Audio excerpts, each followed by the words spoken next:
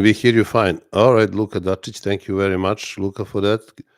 I can hear you very clear. Thank you. Thank you. Can you see my picture as well? No, no. Can you? I'm asking. Okay, we're gonna take off now, Julia, and just 1 second. Stay on the line. Uh, guys, can you see my image on your screen?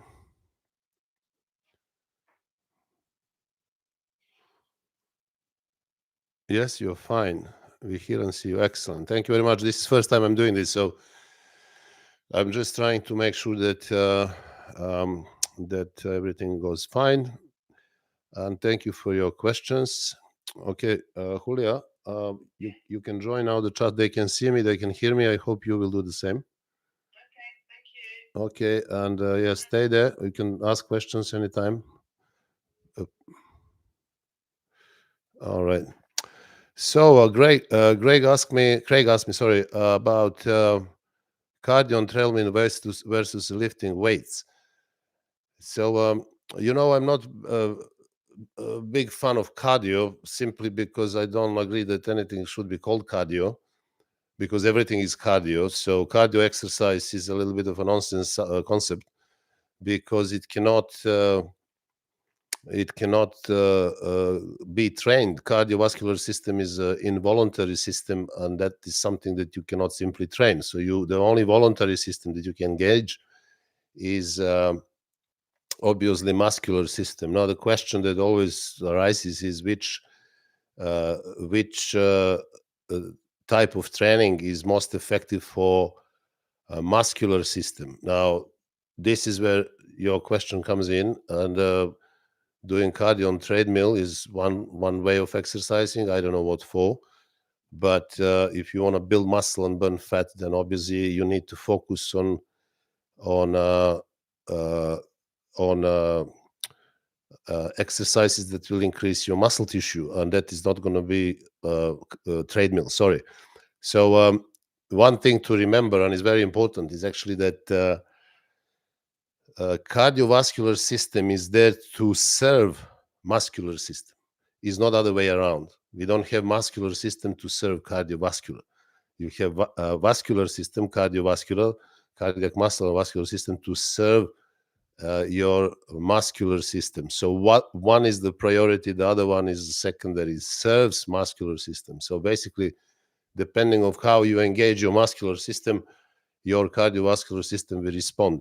And it will respond much better to high intensity training because your heart strengthens, and obviously your vascular system obviously becomes more effective when you engage in strenuous workout rather than in a low intensity, long duration one.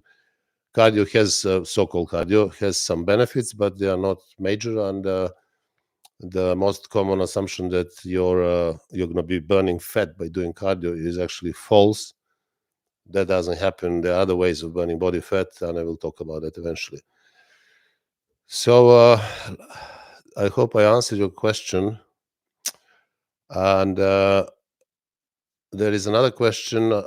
I can't. There is no name there, but the question says, "Hello Nash, do you recommend 24-hour fasting for fat loss?" Well, thank you for that question. People have asked me that often.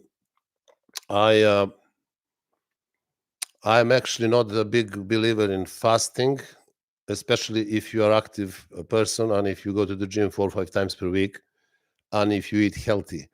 People tend to do fasting in order to detoxify. Now the question is, why would you toxify on the first place? If you don't toxify, you don't need to detoxify.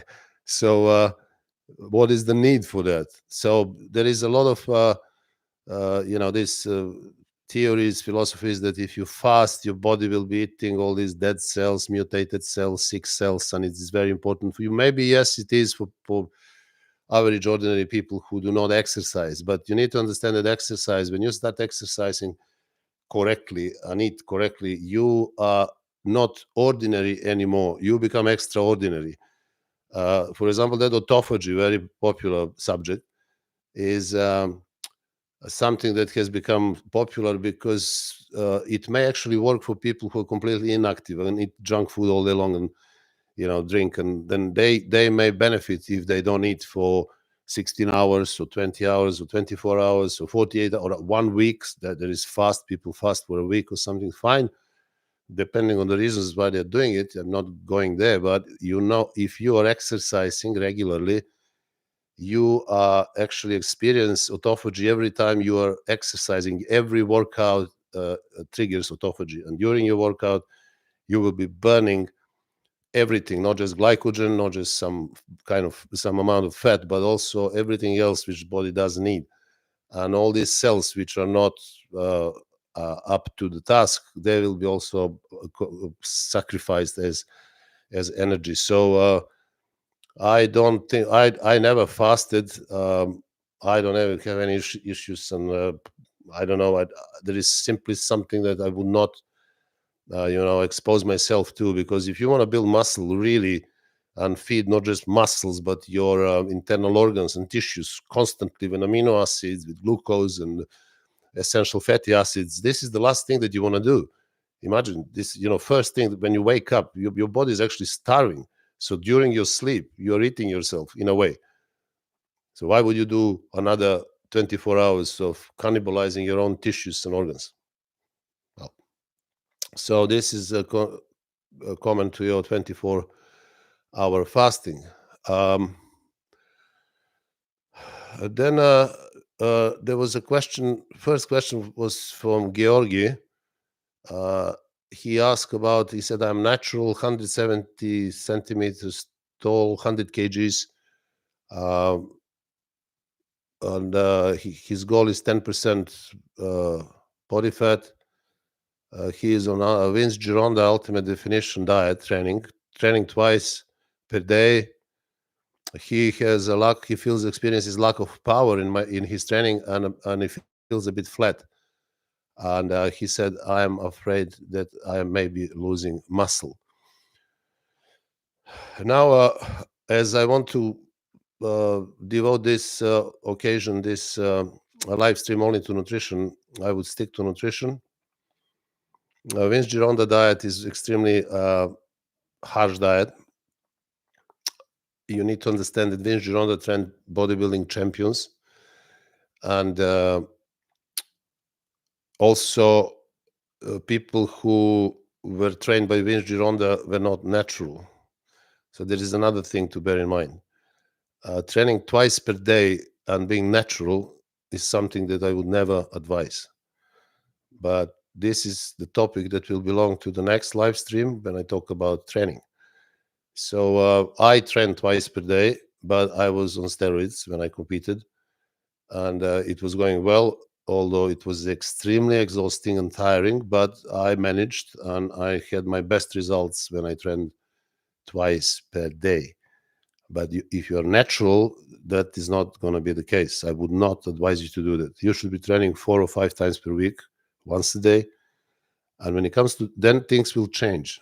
So then you need to change that first, and then see if this diet works for you. When it comes to Vince Gironda Ultimate Definition diet, which is 3 meals per day, and every meal is the same, is any type of meat and eggs 3 times per day, and that's it.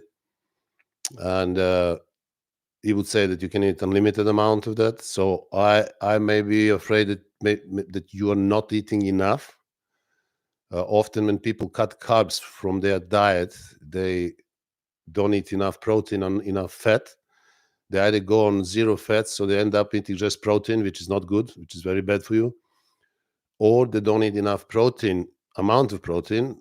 They eat fat, but not enough protein. So you have to be very careful about that. Obviously, you need to understand that bodybuilding is a fine precision science, really. So you need to find out how much protein, how much fat you need to eat. Also, Vince Gironda would advise you to go every fourth day to have a high carb meal, maybe 150, 200 grams of carbs in one meal. And this is for the reason of replenishing glycogen. And this is also a little bit questionable, but you may try that as well. But I think in your case, if you eat enough, you should be eating really anywhere from 4 or 5 eggs per meal, and maybe 1 pound of meat, either chicken, beef, lamb, pork, whatever you eat. And if you eat that, I don't think you'll be flat, and I don't think you will be losing energy. But you have to cut your training to 1 per day, 4 or 5 times per week. Thank you for your question. Sergey Smolin, thank you very much for your comment. I'm really delighted that you think so. Also, please feel free to ask any question if you have. Let me see. Luka Dacic asked, puzzled by the body's use of fat versus carbs for energy. Could you expand on the idea that eggs and cottage cheese for breakfast allow you to continue using fat for energy during the day? Thank you. Thank you for your question. Yes, I have just recorded a new video for you in which is going to be coming soon, maybe next week, in which I actually expand on that video of the best breakfast for muscle building and fat loss. So you see, during the if your target is muscle building and fat loss, not just muscle building, then you have to understand that during the night while you sleep, your body is literally in the state of starvation and is using a lot of fat for energy. 1 second, please.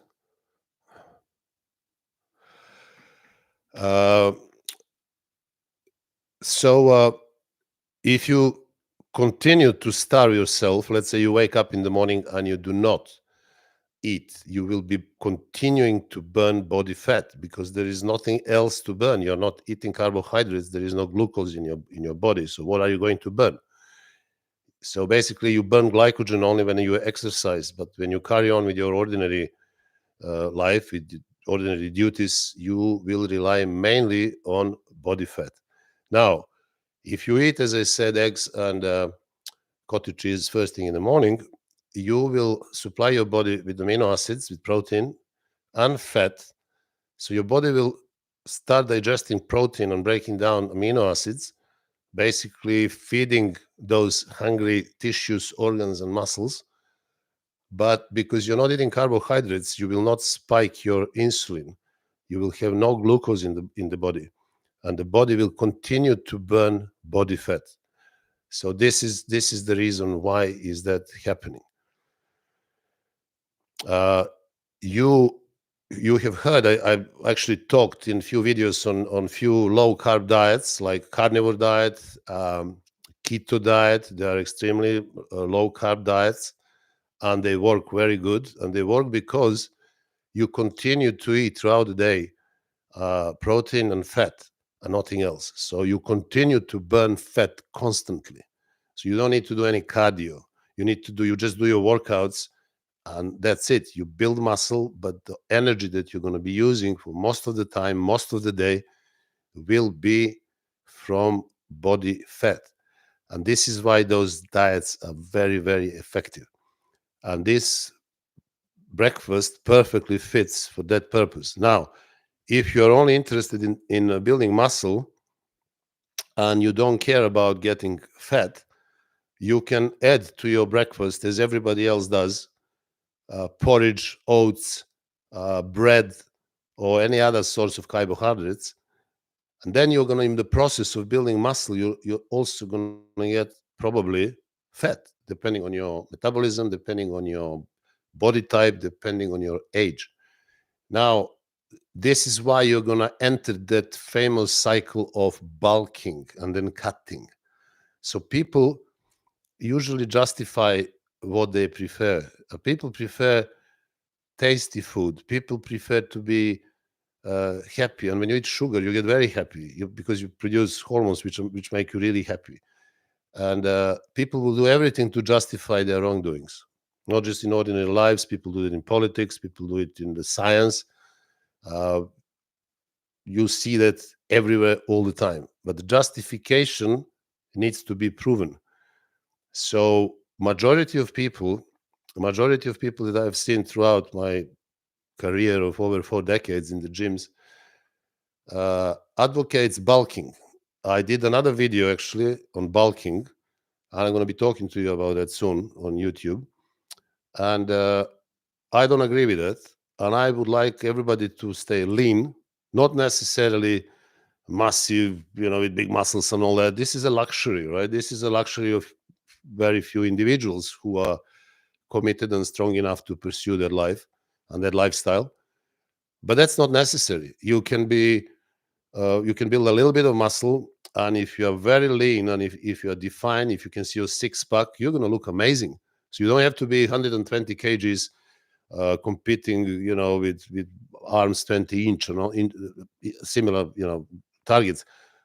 But you can still look fantastic. But more importantly, you're going to be healthy, because staying lean is something that most of knowledgeable consultants, doctors, scientists, and others try to achieve. Not necessarily to be the biggest. Yes, you have to exercise, but the most important thing for your longevity and for your overall health, for metabolic health, for your mental health, is to stay lean.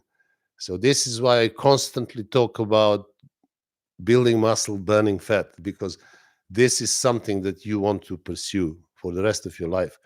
So you want to do things that will make you stronger, bigger up to the point, and at the same time lean. Sergey Smolin asked me, can you talk about fasting for multiple days? Well, I answered that. I don't know if you heard my answer to fasting. Yes, you can do it. People are doing that. People have been doing that. During that fast, you will be losing body fat. You will be losing muscle tissue. You will be losing other tissues as well, not just muscle tissue. You need to understand that fasting is not a joke. Every time you get hungry, you get a message from your brain that you need food. So hunger is not there for fun. Hunger is there to remind you that you should eat, not because food is tasty or is 5 in the afternoon or maybe 9 in the morning, but hunger is there to, regardless of time, of tradition, of customs, remind you that your body needs supply of amino acids and fatty acids on the first place, and then glucose after that. So people fast for all kind of reasons, for religious reasons, some of them think for health reasons. Well, you're free to do whatever you want, but if your target is to build muscle and burn fat, I would not advise that. I don't agree with that, and I will leave it to your free choice. Greg Sinclair asked me about how long should your session be in the gym for an average person. Again, I don't want to talk about training, guys, so please stick to the subject of nutrition today. Although I'm going to answer this question, well, you shouldn't be longer than 45, 50 minutes. That's more than necessary. This is how much I train all my life, and as you know, I've managed to achieve quite big results. There is a question from Alien Autopsy. How much water should we drink per day? Does drinking water with meals interfere with the hydrochloric acid production in the stomach? Yeah, this is a good question. Well, you know that hydrochloric acid obviously needs to be quite strong in order to digest, on the first place, protein. This is why in the first big digestive tract organ in your body, which is stomach, you have a few liters, 2 to 3 liters of hydrochloric acid waiting for protein to be digested. Now, if you drink water during your meal, you will dilute hydrochloric acid, and it will take longer for you to digest your meals. So if you want to slow down digestion of food, you can drink water with your meals, and I would not advise you to do that. I would rather have maybe just a little bit of water, maybe not even a glass, Sometimes water helps chew food easier and swallow the food easier. So for that reasons, yes, but not too much. Definitely not.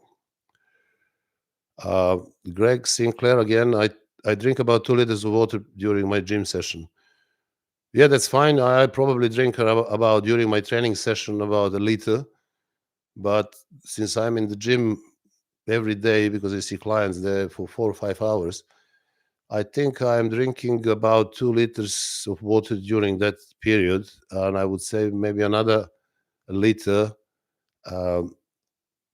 during the day, either before that or after. In the hot summer days, that may go up. So I think I'm in average between 2.5 and 3.5 liters of water per day in the hot summer days. Yeah.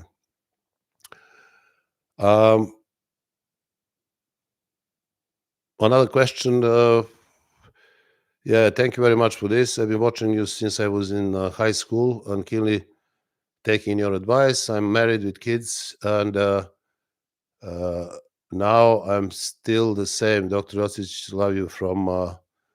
Well, I would like to know where this flag is, but I don't. So please remind me. Thank you very much. I really appreciate, and I hope you will benefit further by, following my advice and watching my YouTube videos. Thank you very much again.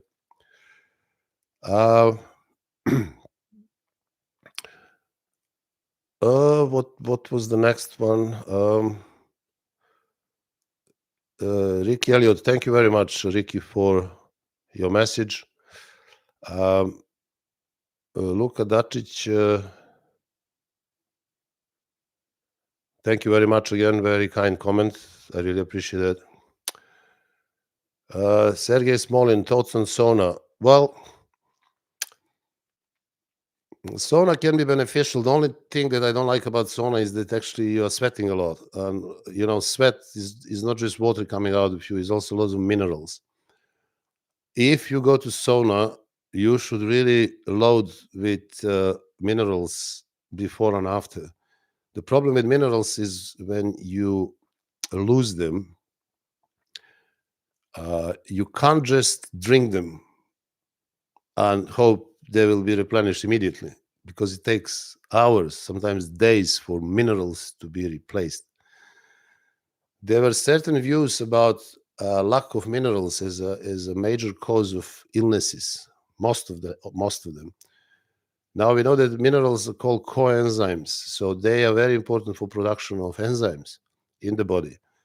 And without enzymes, you wouldn't be able to actually digest food, because they are not just food, but many other metabolic processes in the body depend on enzymes. So I don't do sauna. I never did it, and I'm not a big fan of that. So if you, for any other reasons, if you enjoy it, fine. But then make sure that you take electrolytes, especially sodium, potassium, because those two minerals will leave the body first in your sweat, but then also other ones like phosphorus, calcium, many other minerals will just go. And I would not do that. I mean, you want as many of them as possible, so you want to always be loaded with minerals, not waste them.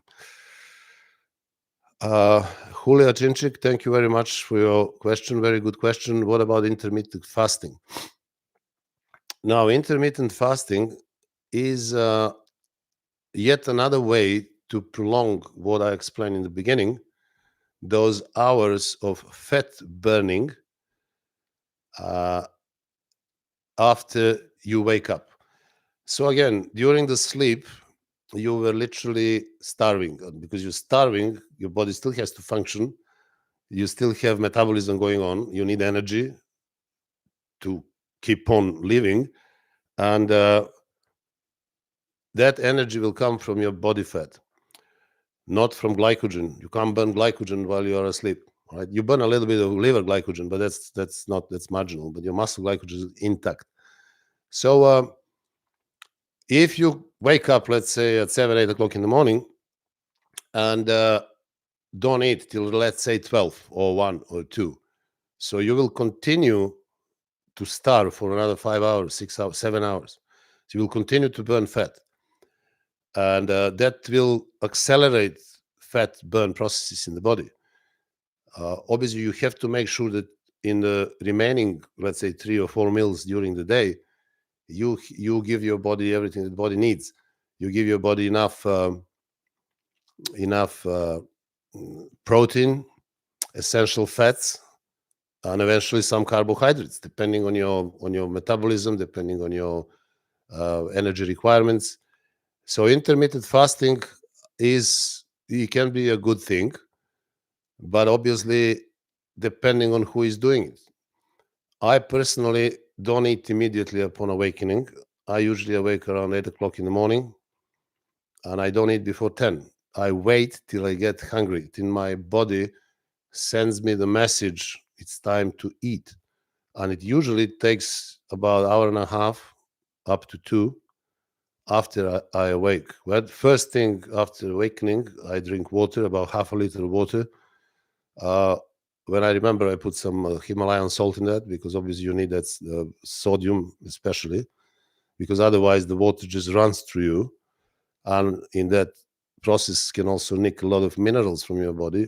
So it's not a bad idea to put maybe a teaspoon of Himalayan salt in your water. So I drink half a liter immediately upon awakening. After that, I can have coffee, black coffee usually, and then I sit down and do my work, write, plan my other things. And around 9:30, I start preparing my breakfast, eggs and cottage cheese again every day, as you know. And yes, I eat around 10. So if I eat at 10 o'clock at night, that will be 12 hours of fasting. So if you eat at 12, there'll be 14 hours of fasting. If you eat at 2, there'll be 16 hours of fasting. It's worth experimenting and see if that works for you. So you try for maybe 6 weeks. And if you get your results as expected, fine, continue. If not, obviously that doesn't make a big difference.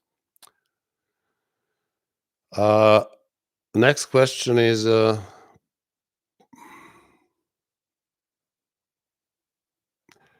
if you are catabolic, Luka Dacic again, if you're catabolic while asleep, how does the beef for last meal come into play? Is that something that the body uses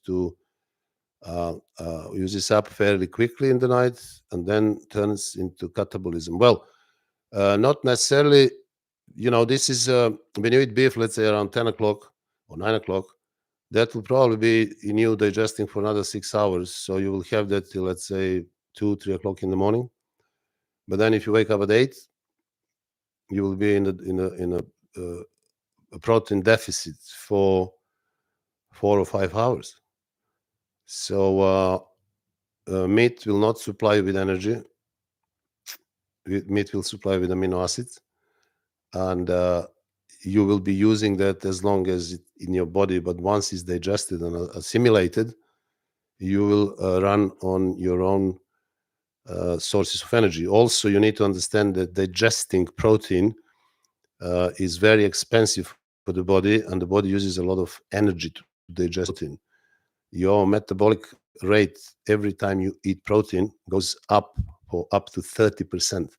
So when you eat carbohydrates, it goes up only for 10%. And when you eat fat, it doesn't change at all.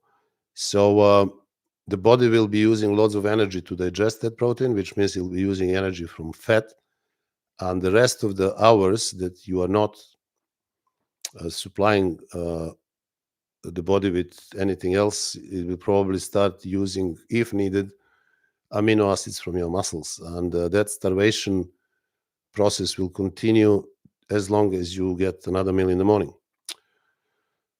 Clayton O'Donovan, when cutting, what is the best way to maintain all the muscle? How much weight fat should you be losing per week?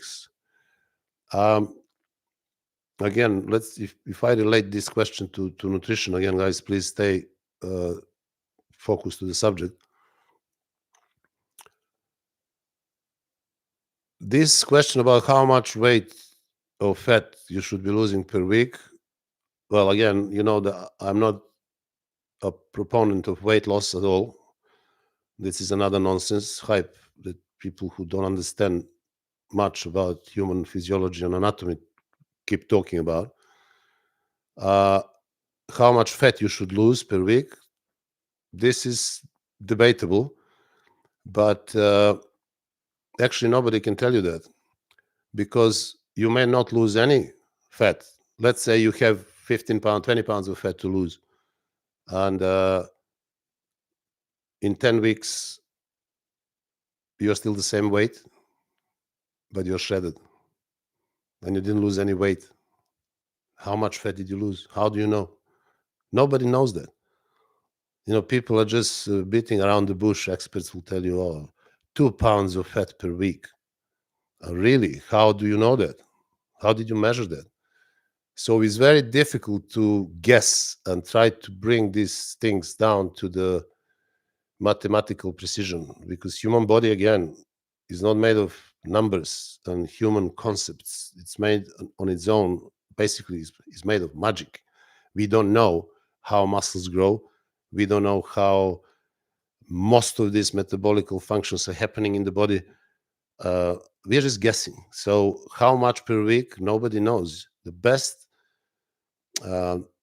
criteria for checking your progress will be the mirror. So you look in the mirror and you do photos every week. Let's say every Sunday morning after awakening, you do the photos of your body at the same place at the same time. And you do that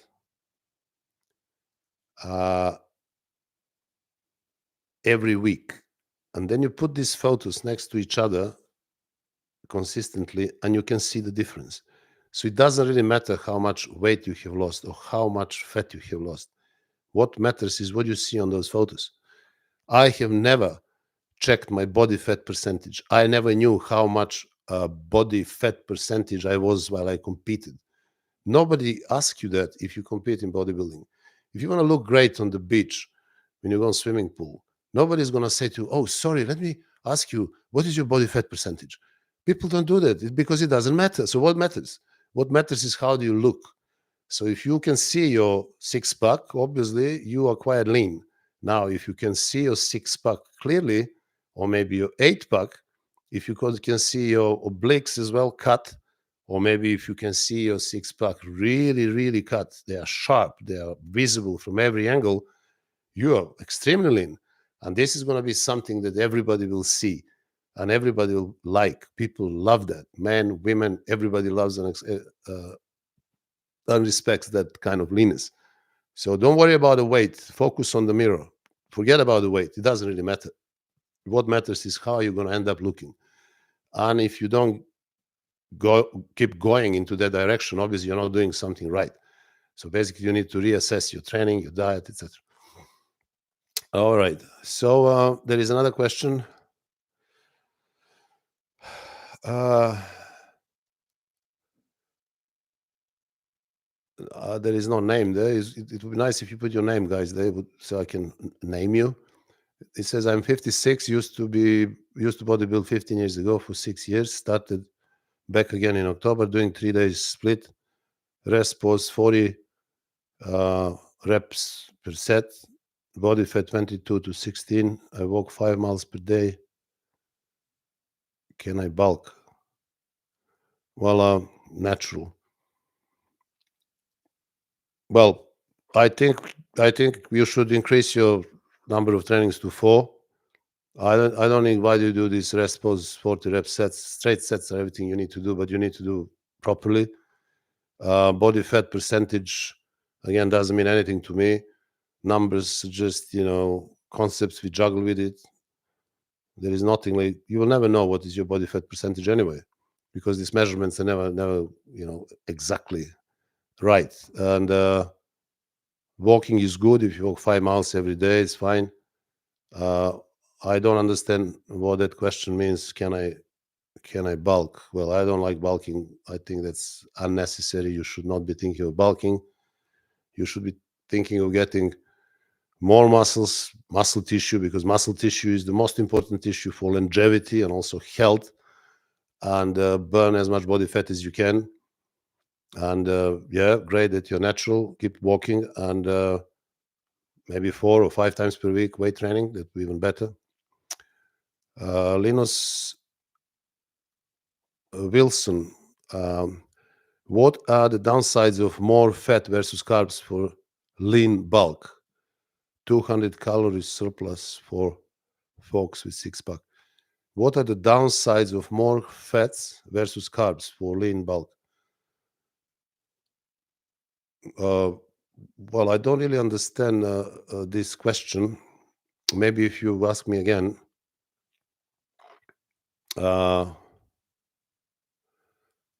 You basically need to fine tune all those three major macronutrients: protein, carbs, and fat. So you're saying you eat 4 grams of protein per kg, which is quite a lot and is good. And you should be eating probably around 100 grams of fat, because protein digests better with fat. And then you should experiment with carbohydrates. How much carbohydrates you need? Do you need 50 grams per day? Try, see how it works. Do you need 100 grams per day?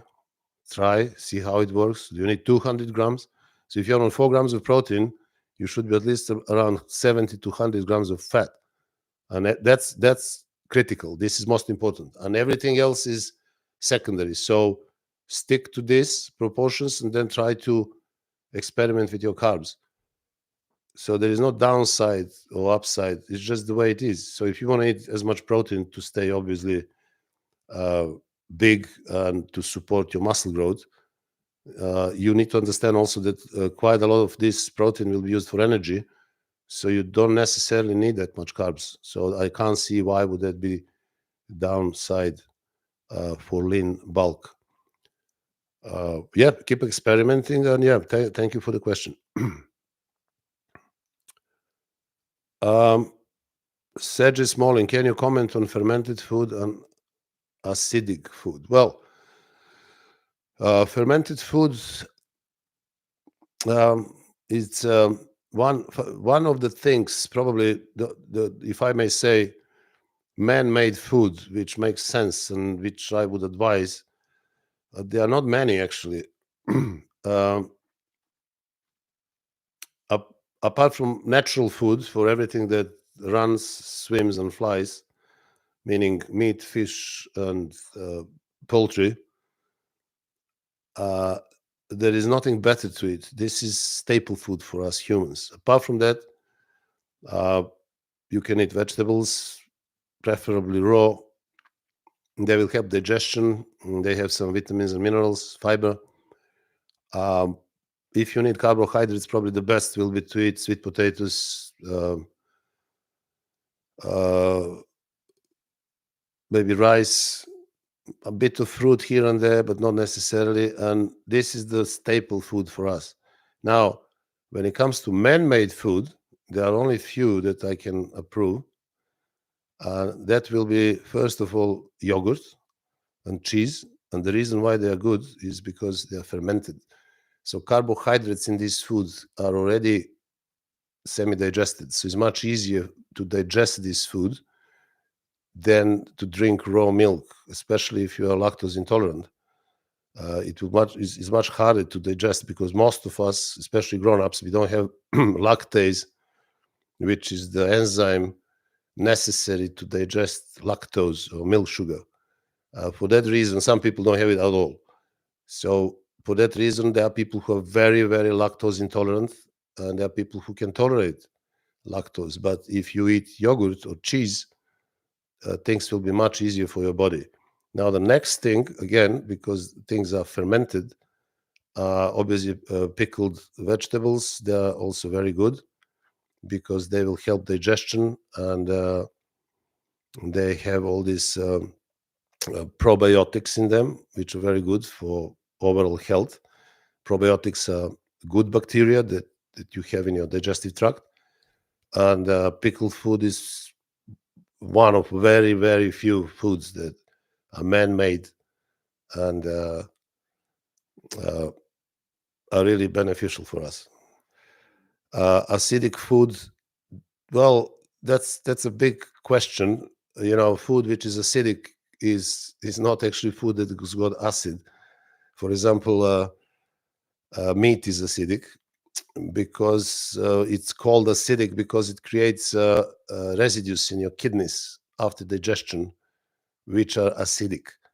Now, uh, alkaline food is food, for example, grapefruit is alkaline, orange is alkaline. They contain acid, but they're alkaline. So basically, the end product of digestion of this are going to be alkaline residues in your kidneys. So uh, acidic food and alkaline food are not foods that contain acid or don't have acid. It's actually what happens at the end of their digestion processes, and what is left as a final product. This is why they're called acidic or alkaline. If you think about foods that contain acid, like uh, lemons, oranges, grapefruits, yeah, they're fine. You can eat them, but don't overdo it, because I'm not a big believer in eating fruit, because fructose is not necessarily the best sugar for you. So if you have a couple of pieces of fruit, an apple, an orange a day, that'd be fine. But if you sit down and eat like 5 oranges, thinking, oh, they're healthy, so more I have better, you will simply overwhelm your liver with fructose, and that fructose, fruit sugar, it has a possibility to create a fatty liver, which is actually one of the most major risks for developing metabolic syndrome. So you don't want that. This is why people who eat a lot of fructose in their diet, not necessarily just from eating fresh fruit, but eating fructose in other products, easily develop fatty liver. This is why obese children can have fatty liver, because of eating too much sugar. And sugar is also, high percentage of sugar is fructose. This is why sugar is sweet. And that actually causes fatty liver. So you don't want to go that way. So 1 or 2 pieces a day is fine, but not more than that. And yeah, thank you for your comment. Thank you from greetings from Atlanta, Georgia. Again, put your name down there so I can name you. Linus Wilson, on a carb load pre-contest peak week, do you need to eat in a calorie surplus greater than or equal to the targeted glycogen stored carbs? How does fat consumed on these days hinder the carb load? Now, yeah, great question for you guys who are competing in bodybuilding.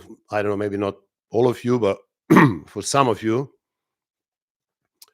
this is a very, very debatable procedure. Carb depleting and carb loading. I tried it many times, and I can tell you that it can backfire more often than you think. First of all, again, because there are so many knowledgeable gurus out there who will tell you how much carbs you should eat to load, right? Like, again, you're some engine and you're talking to an expert mechanic, and he would look at you as an engine and say, oh, we need to change these 3 parts and you're going to be functioning perfectly. Yes, if you're an engine and you're talking to a mechanic. But if you're a human being, which is unique in the universe, and if you're trying to carb deplete, you will never know when you're carb depleted, because you're trying to deplete what? You're trying to deplete glycogen. Now, how are you going to do that? Okay, you stop eating carbs, or you eat 100 grams of carbs a day, again, depending on which guru is giving you amazing advice. And then you train for 3 or 5 days, high number of reps, lots of sets, hoping you're burning glycogen, right? You're eating only protein, no carbs, maybe a bit of fat, and you think you're burning it. I did it many times.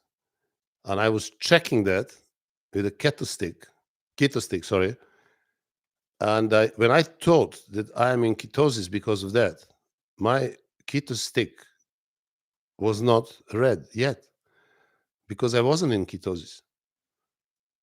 Although I didn't eat any carbs. I had trained countless number of sets, 15, 20 reps, killing myself, probably in the process burning a lot of muscle tissue, right? Now, why my keto stick wasn't red? Why I wasn't in ketosis? This is something that whoever advises you should explain to you, hopefully, but unlikely. You're not going to be in ketosis because your body will recreate glycogen through the process called gluconeogenesis from protein.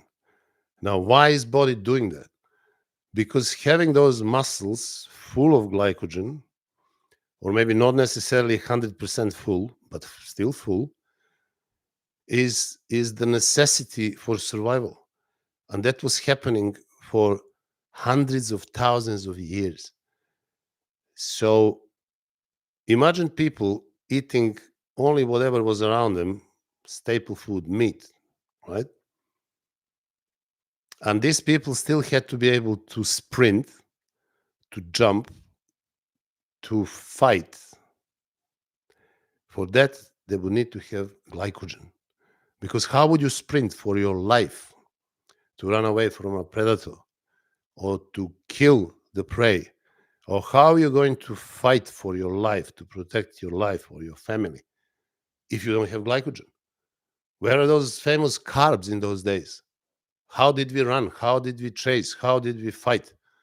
Where is the glycogen coming from? Oh, I didn't eat any carbs. I feel flat. I can't train today. Oh, I need some carbs. Really? You see, uh, I just explained to you the necessity of rebuilding glycogen in the muscle tissue. And this is why there is, I don't know who created it, but that phenomenal process of gluconeogenesis, that even if you don't eat carbs for another 3 months, only eat meat and eggs, you will still be able to go to the gym and perform because you have glycogen, right? Now, you have depleted in theory, but you actually didn't. So you never know how much glycogen you have depleted. Did you deplete 100 grams, 200 grams, 400 grams, 600 grams? You don't know that. You can only guess. So now how much carbs are you going to load? Who can tell you that? Nobody. You can guess. I tried it. I guessed. Maybe 10 times I made it wrong and I ended up with water retention because insulin uh, uh, insulin holds a lot of sodium. So when insulin is high, sodium matters. So when insulin is low, sodium doesn't matter. So when you don't eat carbs, you should put salt in your water. You should put Himalayan salt in your food. You should be on 5, 7, 10 grams of salt per day, and you will experience tremendous energy and pump, right? But you are not going to hold water because your insulin is low and the sodium that comes into your body will be exerted by your kidneys when needed. No problem.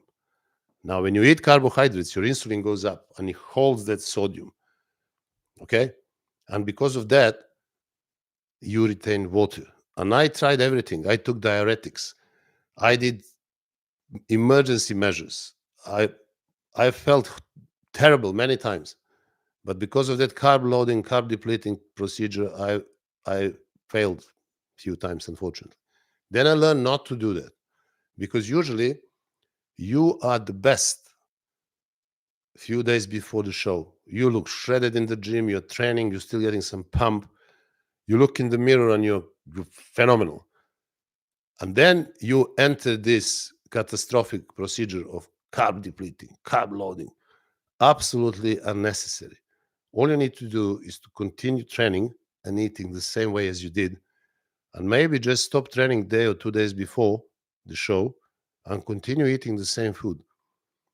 And you will get full without this, uh, you know, insane procedure. So be careful with that, because you're most likely to fail with it than to win. So I can't tell you how much you can eat, because nobody can.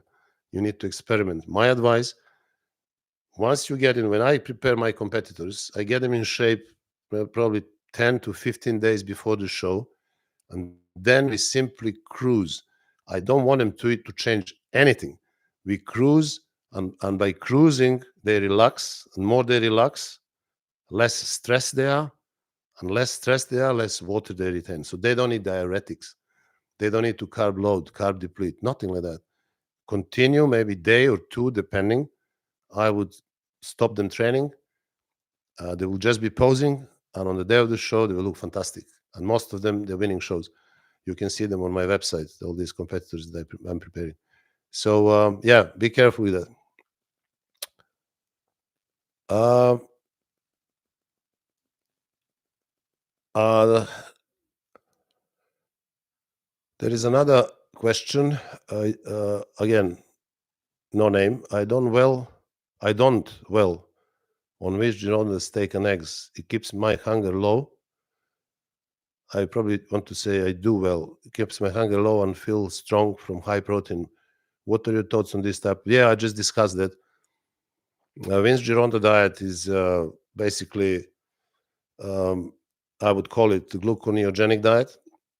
People like to call it keto, but it's not keto, because keto is 70% fat. None of you ever tried that. None of these people who are talking about keto this, keto that, they don't even know what they're talking about, because they never tried it. Keto is 70% fat and 30% protein. You know what that means? This is insane diet, right? So forget about it. But this type of diet with high protein, medium amount of fat is something that I call gluconeogenic diet. So this is the diet that will allow your body to create glycogen from protein through the process of gluconeogenesis. And your body will create only as much glycogen as needed, not more than that. So basically, you have to be aware that this diet of meat and eggs will give you first-class protein, especially from eggs, because the biological value is 100. Biological value of protein from meat is around 70 to 80. But combined together, this is phenomenal, probably the best protein that you can eat. And also the amount of fat in the eggs and in the meat is exactly what you need. You don't need anything extra. So eggs are 50% protein, 50% fat, because they contains, every average egg contains 6 grams of protein, 6 grams of fat. Meat is, let's say, in average, depending what type of meat you eat, but if it's usually around 18 to 20% protein, and anywhere from 5 to 15, 20% fat. So let's say if you buy, as I do, often minced meat, I usually buy 5%. That means that you will have 5% fat in the meat, but you can try with 10 or 15%. Again, you need to experiment. Vince Gironda himself advised his athletes to eat carbohydrates every fourth day. He didn't say how much, but he would say 1 meal of carbohydrates, let's say big plate of pasta or rice or whatever. That will probably amount to 100, 150 grams of carbs once in every 4 days. But again, this is very arbitrary. There are people who go on this diet for a week, on 10 days, and they don't eat any carbs. I went on this diet for weeks and weeks, and I got in great shape, and I didn't eat any carbs because I didn't feel I need them, and I was training every day. So basically, you need to experiment. My current diet, and the preferred one, is quite similar to that, but I also have every day I have 2 big mixed salads as well, and I may have one sweet potato in my training days. So call it paleo if you want, but it's more on this side of gluconeogenic diet. So it's a great diet, but you need to experiment, and you need to be, responding well to this in order to continue. Yeah, thank you for the question.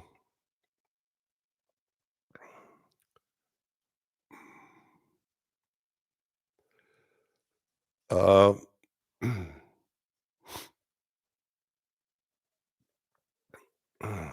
okay. Okay, let me see. Guys, thank you very much for your support. I can see that some of you have donated some money to this. I really appreciate this. I didn't ask for this, but I respect this and really thank you because, as you say, Sainsbury says here, every little helps. And thank you, Luca, for that, and Georgi, and also KN. I really appreciate that. You know, this is the sign of your appreciation. Thank you again. Um,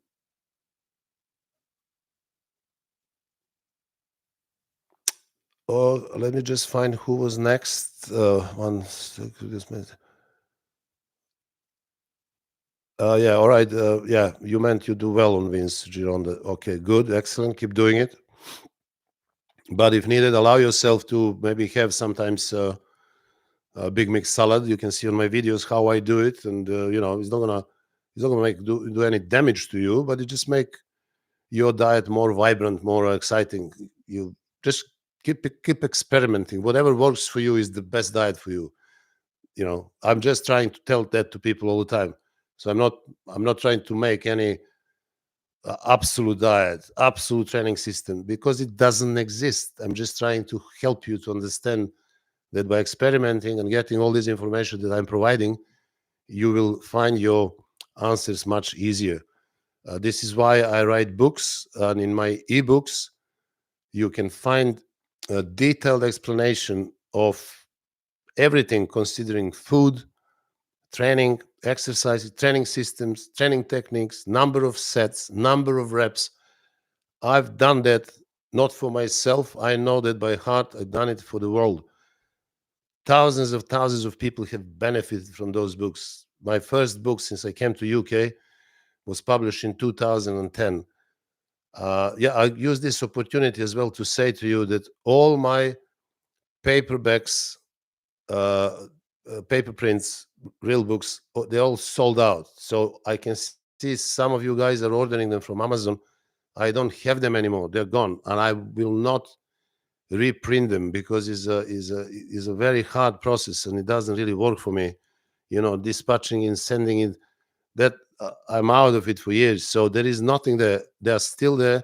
I don't know why, but everything that is left are actually ebooks. I turn them into PDF files that you can get on my website. And again, everybody who has them, you can also read the reviews on Amazon, and you will see what people experience and how they reacted to them. So, okay, let's go back to next question.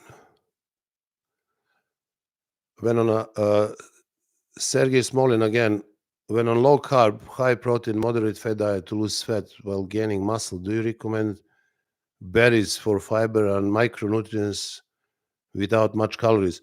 Yeah, you can have berries just again to make your diet more exciting. There is nothing special about them. They are not special foods. You know, they come up every here and there. You will get this superfood, goji berries, this, that. There's no such thing. The only superfood in my books are eggs, liver, and red meat. So spend your money on good red meat, on liver, and on eggs. And these are superfoods. Today I recorded a video about preparing my breakfast to show you how I do this, and I explained why are eggs so important. I call them atomic bombs when it comes to nutrients. Uh, Nothing else is superfood. Nothing else. So you can have them. Fiber is again debatable. Do we need or not? Not necessarily we need fiber. Not necessarily fiber is good for you because uh, it does take a lot of undigested peptides from your lining of your small intestine because it works as sandpaper basically.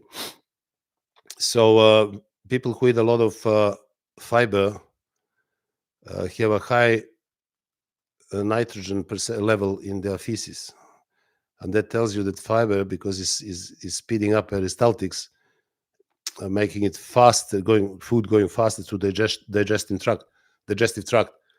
Actually, by doing that, is taking off a lot of peptides from before they were absorbed through the linings of small intestine. So be careful with fiber. Alan, autopsy. How many meals before and after training session? Well, depending when you're training. You may be training on an empty stomach. It's fine. You can train after your first meal. If you train at 8 o'clock at night, you will probably have only one meal. So it's arbitrary. It depends on when are you training.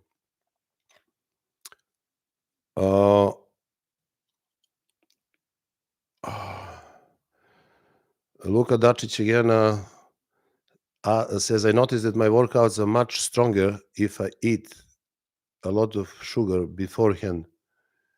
2 to 3 meals with carbs before the session. You mentioned that is not connected. Can you explain? Yes, of course, because you need a little bit longer for these carbs to turn into glycogen. And what if your glycogen stores are full? What is going to happen with your carbs? They're just going to spill over into fat. So eating carbs before training is another hype. You won't gain anything out of it. Try to eat 5-6 eggs with some cheese an hour and a half before workout and see what happens. I was on meat and egg diet for 3 months once before preparing for the show, and I was training like crazy, and I didn't eat any carbs. So again, hype. You need 24 hours to build up your glycogen stores, and the body will do it anyway from food that you eat from other foods. So it's entirely up to you. If you don't care about your body fat percentage, then do whatever pleases you. It can also be psychological, because carbs do produce those endorphins as well. So you feel good when you eat carbs. A lot of people, they love to eat sugar because it calms them down, it makes them happy. This is probably the reason why a lot of people are fat. But this is the story of sugars, right? They act as that kind of stimulants. They make you feel good. Unfortunately, another one. I'm currently cutting and have lost 15 pounds so far. I'm thinking of eating more egg whites versus whole eggs. What is your advice between whole egg and egg white?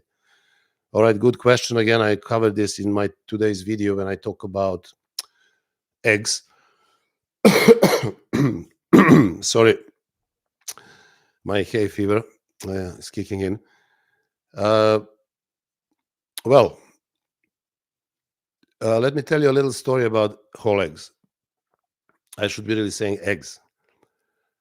You see, egg is an environment in which life is created. So just think for a second.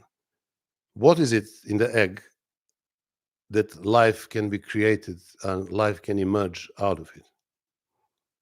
So there must be something inside which is necessary for life, for development of all necessary tissues, for bones, for muscles, for internal organs. So what is that in the egg? Number one, egg contains 9 essential amino acids, the whole egg, 9 essential amino acids, which are necessary for maintenance of all our tissues and organs, and of course, muscle tissue. Is very high with leucine, which is the amino acid most responsible for muscle growth. Now, it's extremely packed with vitamins and minerals. And all the vitamins and minerals, and also cholesterol, are contained in the yolk, not in the white. White contains only protein. Yolk contains everything else and protein. So what is in the yolk? What vitamins? In the yolk, you have vitamin A, essential for immunity and eyesight. You have vitamin D, D3, which is essential again for immunity and for absorption of calcium. Then you have vitamin E, which is the most powerful antioxidant. Then you have the whole bunch of vitamins, B vitamins. You have vitamin 2, B2, B5, B7, B9, which is folate, which is very important for developing of the fetus during the pregnancy. Then you have B12, which is essential for production of red blood cells, right? So look what kind of vitamins you have in the yolk. All essentials. And then you have minerals. So what kind of minerals? Well, you have iron, which is necessary for oxygen transportation. Then you have magnesium, nervous system. Then you have potassium, directly related to water balance in the body. Then you have calcium. Then you have phosphorus. So calcium, phosphorus, directly related to bone development, teeth development. And then you have selenium. And selenium is extremely important for converting thyroxine, which is T4, thyroid hormone, into the active form, which is T3. So again, another bunch of minerals, which are coenzymes basically, and they're absolutely essential for your health. So this is the story of whole egg. Now, I would not eat less than 5 whole eggs a day. You can eat more, but if you want to supplement your 5 eggs with extra egg whites, feel free, that's fine. But to eat egg whites and exclude whole eggs or yolks, that's not a good thing. So even the knowledgeable professional bodybuilders would never exclude whole eggs from their diet. How many? They probably won't tell you, but I know from the first hand, including myself, they can be anything from 10 to 15 whole eggs a day, plus egg whites. I spoke to Jay Cutler, for example, and he was eating at some point 100 egg whites a day, but also he would have whole eggs as well. So I would never exclude whole eggs from the diet. And egg whites you can use as extra protein in your food whenever you want. So I think I answer your question. Christian, thank you for a live program. If you are on training nutrition program, do you think you should adjust to have most food on the days that you are training and less on non-training days? Christian, thank you for your question. Well, I would eat the same amount of protein and fat every day. That wouldn't change. In my training days, again, depending on metabolism, on your body type, I would have carbohydrates, mainly before and after workout. And if you have them once, then after workout would be better. But if you want to have them twice, have them in this window, so before and after. And in the days when you're not training, have less carbohydrates. But again, depends on your body type, your metabolism. There are people who have to eat carbohydrates daily and not just a bit, but more than that. I know people that I put on a diet for 200-300 grams of carbs a day simply because their metabolism is so fast they need to eat carbohydrates in order to function properly. So there are many factors that influence that. But if you are somebody who is more average regarding metabolism and physical activities, I would eat maybe carbohydrates only in the training days, and then in your non-training days, I would either avoid them or eat less.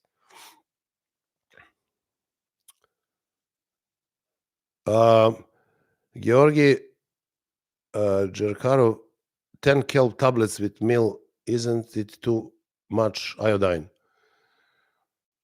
Well, iodine is obviously necessary for thyroid hormones, for production of thyroid hormones, but you can have them 10 kelp. I mean, it doesn't have to be in one meal. You can have 5 and 5. Then table salt, if you're using it, it's also full of iodine. So there is not iodine deficiency in UK, probably not in the world as well. If you are using only Himalayan salt, then you have to keep an eye on iodine, because Himalayan salt doesn't have iodine, and because it's not enriched. Table salt is enriched with iodine.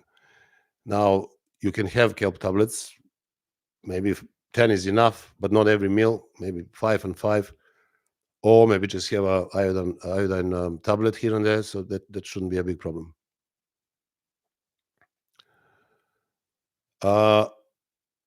Another question, I suppose is a question, best foods to realistically raise testosterone, especially someone age 56.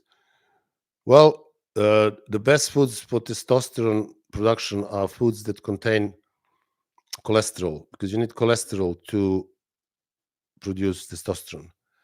Testosterone is a cholesterol-based hormone. So you how much testosterone you will produce on the age of 56, this is again questionable. My advice is to do the blood test and check your testosterone. And if it's satisfactory, fine. Or if it's high, even better. But if it's low, I would suggest you to consider going on TRT, which is testosterone replacement therapy, and your doctor should prescribe you the treatment, which is nothing major these days. Most of the people are on it. So yeah, consider that. Danger Zone asks, I always plug down a whey protein shake 45 minutes before gym workout. My breakfast is 600 calories, eggs, chicken breast, avocado, lunch, chicken thigh, quinoa, dinner 600 calories, 1800-ish. Well, thank you for your question or your information.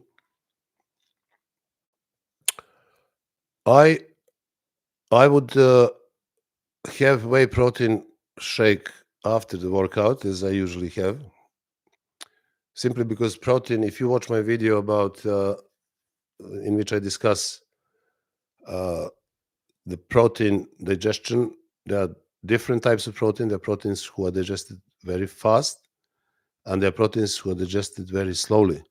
So one of the fastest digesting proteins is actually whey protein. So the time that you really need that fastest digesting protein would be after your workout, to supply the body with essential amino acids, because whey protein is full of essential amino acids, and especially BCAAs, so branched chain amino acids. And you need them after your workout because you have burned them during the session. You're not just burning glycogen when you're exercising, you're burning everything, you're burning muscle tissue as well. And what is burned in muscle tissue are those branched chain amino acids. So whey protein is a perfect solution for that. And to have whey protein shake after workout will be better idea. It's not bad to have shake. It's not bad to have it before training. Sometimes you can have before and after. That may work even better for you. Apart from that, everything sounds good. Your diet is good. I like everything. Caloric intake, again, depending on what your targets are, your body weight, your daily activities, type of workouts is again difficult to say is it good or not, but it sounds okay, because obviously with this you're maintaining your body weight, and if that is the case, then you're doing right. Okay,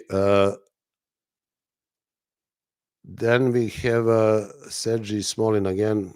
I'm very thankful for your knowledge at answering my questions. Thank you very much. You're more than welcome. Yes. And another question, again, no name, Fitness World. Could I be having digestive issues from being in a deficit and stressing the body for too long? And if yes, how does one refeed and reverse this situation? Well, again, difficult to answer this question. What kind of digestive issues? Why are you not digesting your food? Maybe your hydrochloric acid is low, or pepsin. Maybe you are eating food that is not compatible with you. you're mentioning stress. You shouldn't be eating while you're stressed, because this is the worst time that you can eat. This is when two autonomous nervous systems collide, and they shouldn't. Sympathetic and parasympathetic systems, they collide. So sympathetic nervous system is autonomous system and is responsible for production of hormones and preparation of your whole body for situation of fight or flight. This is the situation when you are under the stress, and in that moment you start producing a lot of adrenaline. Your body stop digesting, you stop producing digestive juices, your saliva changes, you are all wired up ready for action. So this is not the best time to eat. Now, the parasympathetic system is the one that kicks off when you are relaxed, when you are completely out of the danger zone. And this is the time when you start producing more, for example, lipase in your saliva. This is enzyme for digestion of carbohydrates. Your saliva changes as well, is more ready to digest food. You produce more digestive juices, and your insulin levels start going up. Basically, they're ready to take amino acids and glucose to the cells, and therefore you are getting ready to eat. So you should be really in that state when you eat. This is why it's not necessarily only important what do you eat, but also how do you eat and when do you eat.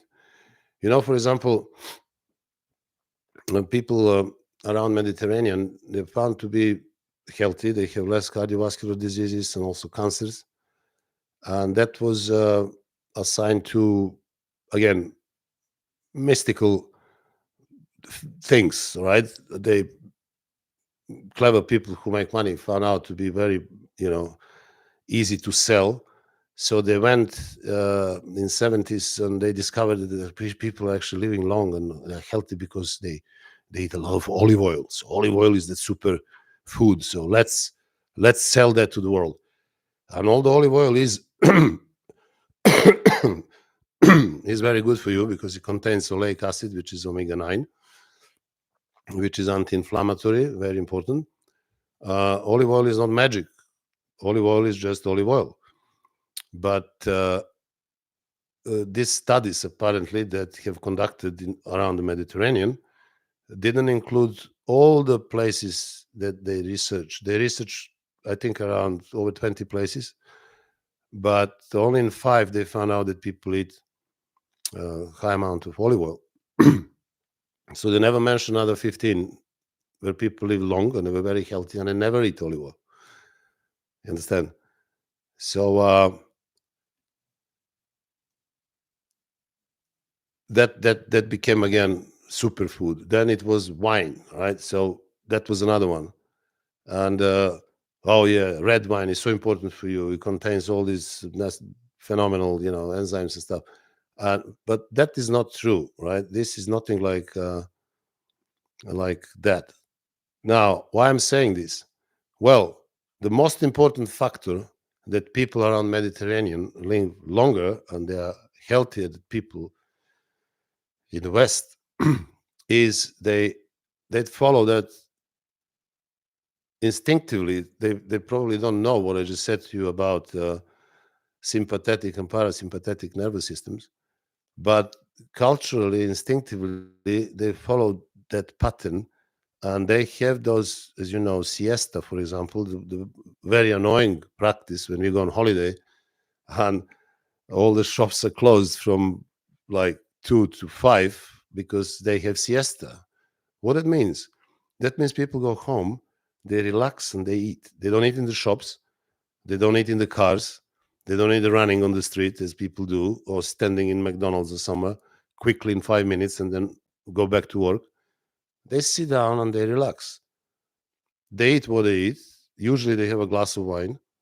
They usually use olive oil, but it's not that wine and that olive oil the secret. The secret is they eat when they calm down. So when the parasympathetic system kicks on. So you may have your digestive issues because you're eating in the wrong time. So you should be focusing on eating when you are relaxed. Try not to eat when you're stressed, because when you do that, you will put the food in the body in the worst possible time, when the body is not ready to absorb food. So I think I managed to answer to your question up to the point. Danger Zone again, your videos are great. Thank you very much for that. I really appreciate it. Buckley, Kilo, when I go low carb, I lose muscle hardness.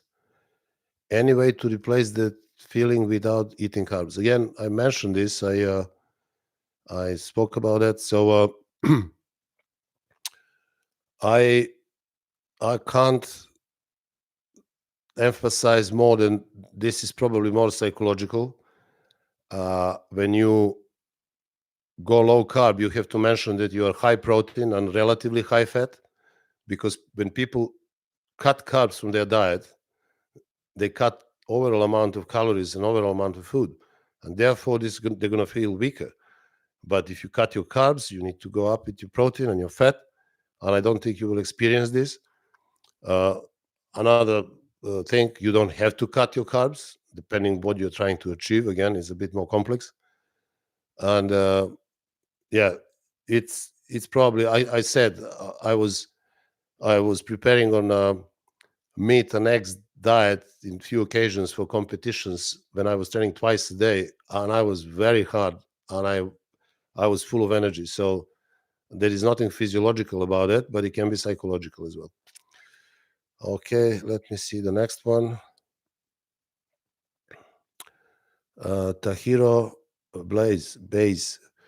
Good evening. Good evening. What do you think of creatine monohydrate? My body reacts to 8 grams of creatine per day. Are there any long-term risks? Well, again, creatine is contained in the meat. So if you eat beef, if you eat lamb, chicken, you have lots of creatine already in your body. You know, Arnold didn't have creatine, and you see what happened. Sergio Oliva didn't have creatine. Serge Nubre didn't have creatine. I didn't have creatine. Creatine came in 1994, if I can remember. It was a big hype about it. It's still a big hype. I don't think it's necessary at all. It's sold to natural bodybuilders as something that will help them contain more water in the muscle tissue. I mean, really, how do you contain more water with that? I'm generally very skeptical about supplements. Just think Sergio Oliva or Arnold Schwarzenegger. What kind of supplements did they have? And look what happened. Serge Nubre, what kind of supplements? They didn't even have whey. So even protein powders in those days were milk and egg. They were very almost like food. There was nothing fast absorbable as a whey protein. So you see, it's not necessary. So we live in the time of plenty now. We live in the time where all these people cling to some magic. I'm natural. You're natural, and you're taking 20 supplements. No, you're not natural. What natural you are? Why do you consider yourself natural? Oh, because I don't take steroids. But what about this? So all these supplements that you're putting in your body, they can be more dangerous than some basic steroids. So think about that. So supplements are not, they're all, produced in the lab. What are they? Where do you have supplements in nature? You have everything in food. You just need to eat, and you need to train hard, and you will see. I give you again my example, right? There is nothing better I can tell you. When I come out of the army, I was 19 years old. I was 84 kgs body weight, not in great shape, but okay. Within 8 months, I was 110, and I was benching 160 kgs bench press once. I'm not saying that's something that you should do. If I know what I know now, I would never do that. But 160, I was doing 10, 15 reps with 100, 120 kgs. And I didn't know what vitamins are. I never considered them. Then somebody said to me, "Oh, you know what? You should try this." There were some multivitamin mineral tablets. He said, if you take 2 a day, you're really gonna feel like, wow, stronger, and muscles will grow faster. So I went to the chemist and I bought this. I was looking at those tablets like, oh my God, I couldn't wait to take them. I would take them, and I started training with even greater intensity because it was placebo effect, clearly. And and but this is nothing to do with but I was eating a lot. So I was 110, 12 kgs, not lean, obviously, because I didn't know, but I put a lot of muscle and my strength went through the roof. And I didn't have any supplements. I didn't have any protein shakes. I was just eating. I was eating eggs and beef and chicken. I had a lot of rice and pasta and bread. I didn't know better. So this is why I got fat. And I'm just telling you that it's possible to develop very, very big muscles without taking any supplements. So I would be careful about this. I know I'm going against the grain now and against the big industry, which probably spend much more time of psyching you up than I have to. I had to, but I don't want to psych you up. I'm on your side. I want you to get, bigger, leaner, healthier. This is what I do.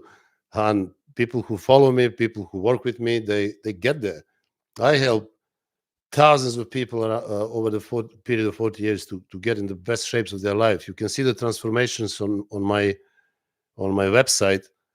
And just bear in mind that my website, and I hope you all hear this, is one of very few websites in the world which shows real people before and after. 99% of all the websites that you can come across, people who are very famous, have before and after cases faked. Most of them have faces covered. Most of them have taken and used Photoshop. And people on my website, my clients, you can see in the gym every day. They're real people. They put their names there. They put their statements there. They give me video testimonials. So, guys, what can I say? I mean, I wish everybody was doing that. I think the world would be a much better place. But everybody does what everybody does. So, good luck to everyone. Weight loss, danger zone. I agree. People should not focus on weight loss. They should focus on body fat, building muscle. Well, this is the reason actually why I wrote the book, which you have on my website, and it's called Fat Loss. Fat loss is not as powerful keyword as weight loss. You can check that on Google. But I wanted to call my book Fat Loss, in which I explain actually that weight loss doesn't really matter. I'm not interested in weight loss because everybody can lose weight. I mean, millions of people lost weight during the catastrophic events in concentration camps. They lost weight in months, right? Without going on any diet or training program. They lost weight because just starved. So weight loss is easy. Starve yourself and you're going to lose weight. But what is difficult is how you're going to lose body fat only. How can you do that? And this is the problem. This is the crux of the problem. This is very difficult. Physiologically, it's very difficult. Okay? So I know how to do that. I've done it myself. I'm doing it on a daily basis with hundreds of people that I'm coaching right now. And I've done with thousands of people over the decades. So I'm telling you, it's not easy. It's very complicated. And it can be done. Everybody can do it. All you need to have, is to be disciplined and have strong will for that. And the rest, just follow my advice.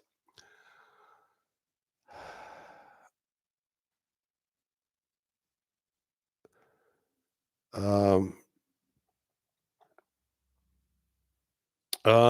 DEXA scans are not very accurate. Having a glass of water can give you feels. Yeah, well, I don't want to talk about body fat percentage. Doesn't really mean anything to me or anybody else who wants to lose fat and burn and build muscle. I said to you what to do.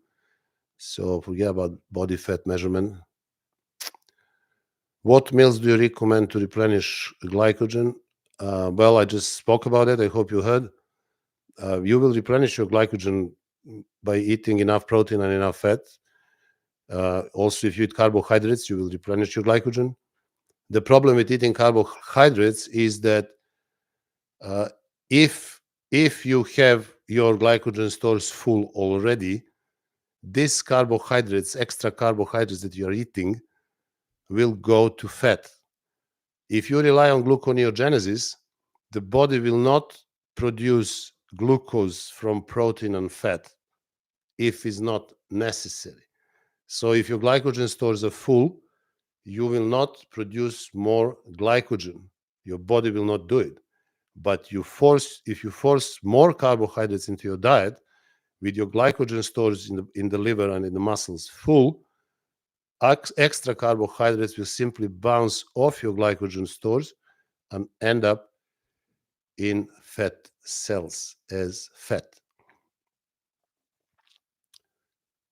Again, DHA, creatine, yeah, well, I'm not a big believer in that. I still believe that if you train properly and you eat properly, you will succeed beyond imagination.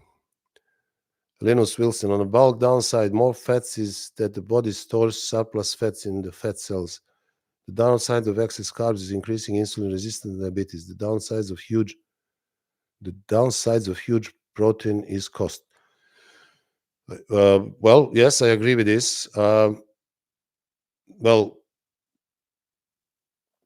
Hyperinsulinemia is the most important reason why people are developing metabolic syndrome, and through that, obviously, insulin resistance. And this is all caused by overeating of carbohydrates. When it comes to cost of protein, well, I can't argue or change that. But what you can do, if you, let's say, stick to 2 grams of protein per kg of muscle, of body weight, you can compensate that with a little bit extra fat in your diet. So maybe experiment on that side, and also some carbohydrates. So try to find a solution. You don't have to go 3 or 4 grams of protein, and necessarily it will be better. But if you cannot, then increase amount of fat in your diet, and also some complex carbs, slow digesting, sweet potato being the best in that case. Let me see, what was the next question?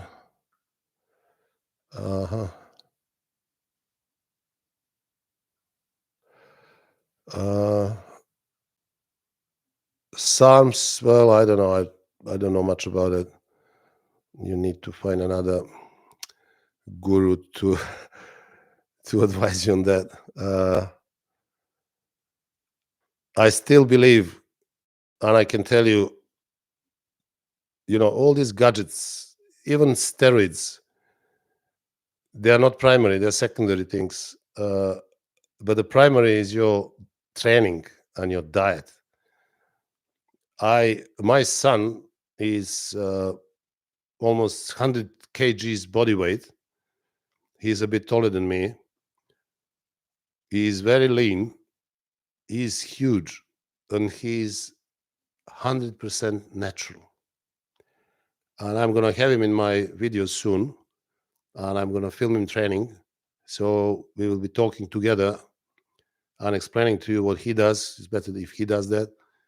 But I can tell you that he was listening to my advice since the age of 15. And people think that he's taking steroids, which he's not, because he doesn't have to. And all these SARMs and all these fancy supplements and stuff, no. But Milos is just eating what I eat, and he knows how to train, as I taught him, and results are there. The proof is in the pudding. So it's not impossible. Well, there are no shortcuts. There are no shortcuts. There are a lot of people in the gym who are taking steroids, and you wouldn't even think of it because they don't look good at all. Most of them are fat. Most of them are fighting with weights, lifting some deadlifts, some whatever movements they invented. For what? Look at the final product. Very bad. So it doesn't matter. And then you have people who are natural and they look fantastic. So they don't rely on these things. So again, back to the basics: training and nutrition.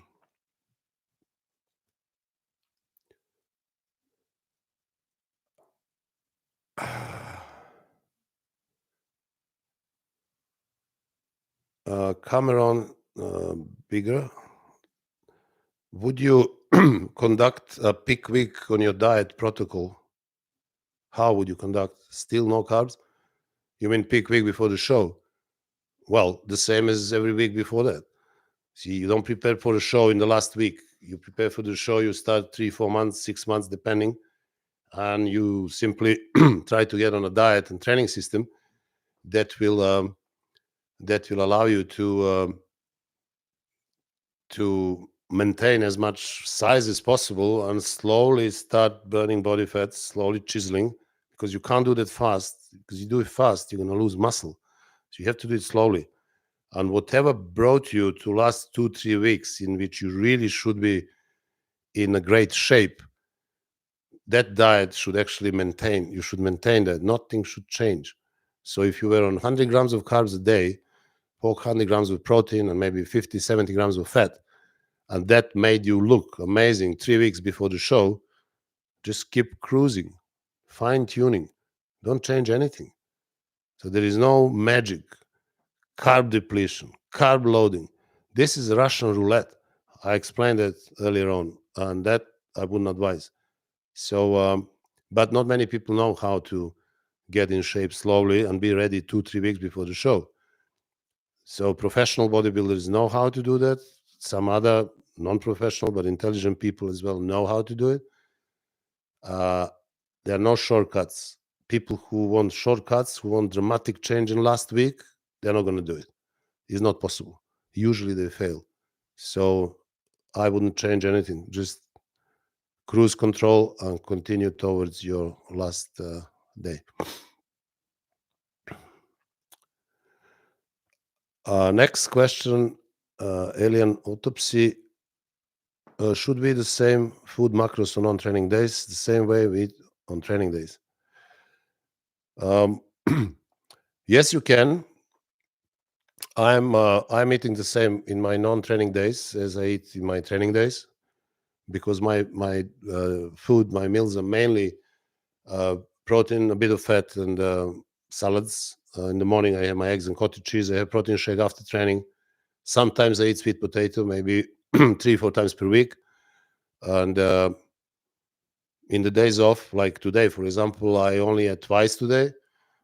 I had a late first meal, which was around 12, because I was busy filming videos for you, right? So, and that the video that I filmed today was actually me cooking eggs in the morning. So when you watch that, remember I was very hungry, but right, I put some sacrifice for you. So at 12, then I actually we did more filming today. So I did a few videos in the park. You will see them as well. They're great. And then I ended up home at 5. That was my second meal. You see, from 12 till 5, I was perfect, because eggs and cottage cheese, they will keep your sugar level steady and your insulin steady, so you don't have these spikes, right? So when you have an insulin spike, that insulin will come down and wipe out all blood sugar from your blood, all glucose, and then the ghrelin will kick in, and you're going to start fainting, and you're going to be so hungry that you will need to eat as soon as possible. But I managed not to for 5 hours, and I was perfectly fine. Then I ate at 5, and now here is 9:30, and as you can see, I'm still alive. I'm not fainting. I'm not losing focus and concentration. My memory is perfect, and I didn't eat any carbs today. So I had eggs and cottage cheese in the morning. My next meal was some red meat with a big salad, and here I am, still alive and kicking.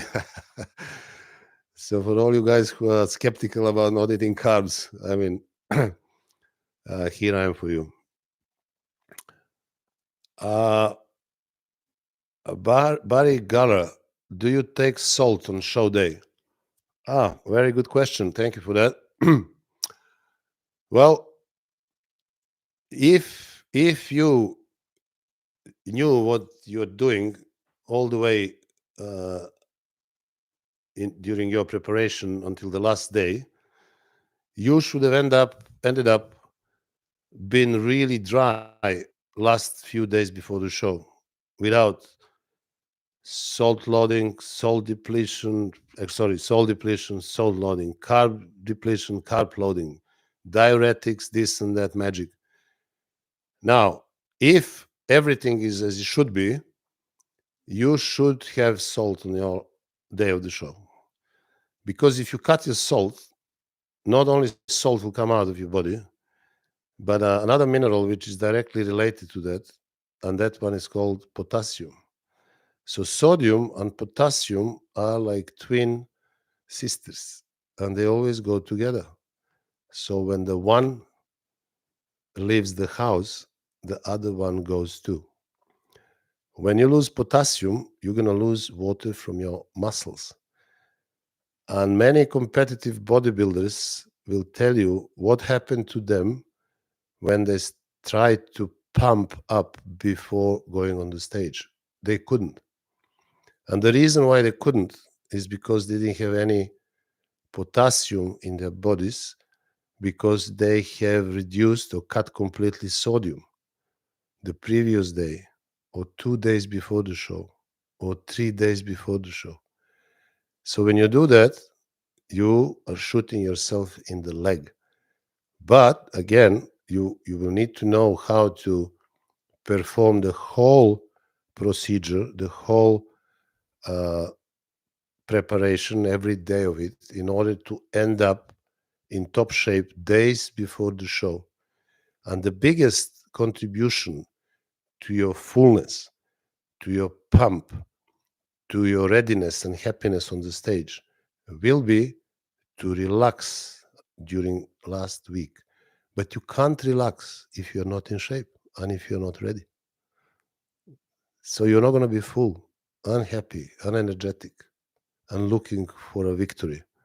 You will be trying to look for magic, for chemicals, for shortcuts, but unfortunately they are none. So it's a very complicated procedure and requires a lot of knowledge.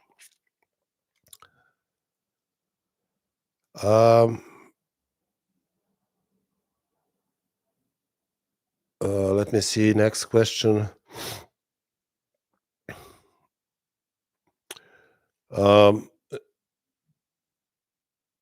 Jasim Muzun asks me, he says, hi, what is the minimum fat not recommended to go below in case of a high protein, low carb diet? Well, if you just eat natural food like eggs, let's say you eat 5 eggs a day, and you eat maybe a pound of beef and maybe a pound of chicken, you will already have 30 grams of fat from from your eggs. You will already have about 50 grams of fat from beef, maybe another 20 from your chicken. So we're talking about 100 grams of fat, and you will be on probably 250 to 300 grams of protein. So I wouldn't go less than 50 grams of fat in any case. That's minimum. I mean, if you stick just to whole eggs, 5 eggs at 30 grams of fat, I would have another maybe spoon of fish oil, which is 10 grams of fat, and maybe another spoon of olive oil, which is another 10, that will be 50.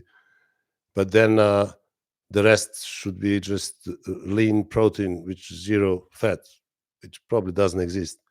So 50 grams from mentioned sources and whatever else around, I think we are talking about realistically about 70 grams of fat that you should be on. on a high protein, low carb diet. Creatine, I already answered that question. Uh, uh, let me see what else. I mean, I can't really answer every question because there are quite a lot. Some are repeating themselves. Some questions I already answered before, and we already quite long in this live stream, so I'll be carrying on another 10 minutes. So let me just try to get a few more questions. Should a lot of carbs be avoided around an hour before or several hours after a growth hormone injection? Well, growth hormone, again, every time you are in doubt, you have to think nature. Nature, again, means you have to think anatomy and you have to think physiology. So it's not necessarily that complicated, but think, when do we produce growth hormone? We produce growth hormone when we get asleep. So that will probably be somewhere 2, 3, 4 hours after we have eaten. This is that biological circadian clock, which works for all of us, regardless of where we live in the world, what body type are we, what race are we, etc., etc. So this is something that works for every single one of us. That circadian clock wasn't invented by scientists. It wasn't made in the lab. It's created by evolution. So you have to think again, evolution. What was the staple food? It was meat. That was the only food that was consistently available around the globe. Nothing else. So if that was the case, then the majority of humans, for overwhelming majority of time, have eaten that type of food before going to sleep. So that type of food, eaten, let's say, late at night, will not raise insulin, and getting asleep and another couple of hours, when you start getting the deep sleep and you start producing your growth hormone, will be the time when your body is very low with insulin. So insulin levels are low. And this is when the body produces growth hormone. This is how we have evolved. And I think the answer is already there for you. So you should be taking growth hormone injection, if you're already taking it, at the time when you have lowest insulin levels. So one of those times is when you wake up in the morning first time, and another time would be, let's say, after your workout. And these are the times your insulin levels are low. Sometimes people do it before they go to sleep, but that means that you have eaten, let's say, around 8 and you go sleep at 11 or 12, but that you should not have any carbs in the last meal of the day. And then this is the case. Some people take a few times a day. Some people take once, twice. Again, this you need to do a lot of research. I mean, I can't give you the definite answer, but definitely when your insulin levels are lowest. Antonio Moreira, so happy you're doing a live podcast, Dr. Jocic. Thank you very much. You're more than welcome. I hope you enjoyed.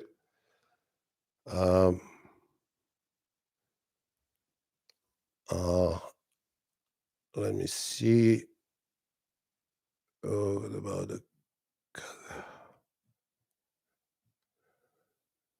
yeah, somebody's asking me, Istvan Nagy, about cadaveric human growth hormone, basically extracted from dead bodies in 70s and 80s. Well, there's a lot of stories about it. I'm not really acquainted with the experience with many people with that. There are usually stories going on around it. I don't know how true this is. Was it really the case? And I would not really bother much about it. Um, hmm. Let me see another question. mm,